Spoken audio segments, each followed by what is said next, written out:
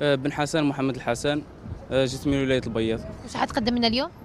نقرأ لكم آية بينات من ذكر الحكيم. يلا تفضل، بسم الله.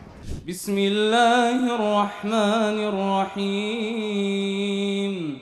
قل ادعوا الله أو ادعوا الرحمن أيما تدعوا فله الأسماء الحسنى ولا تجهر بصلاتك ولا تخافت بها وابتغ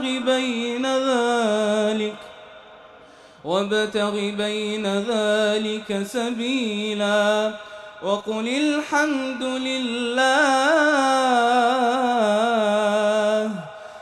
الحمد لله الذي لم يتخذ ولدا ولم يكن له شريك في الملك ولم يكن له ولي من الذل وكبره تكبيرا.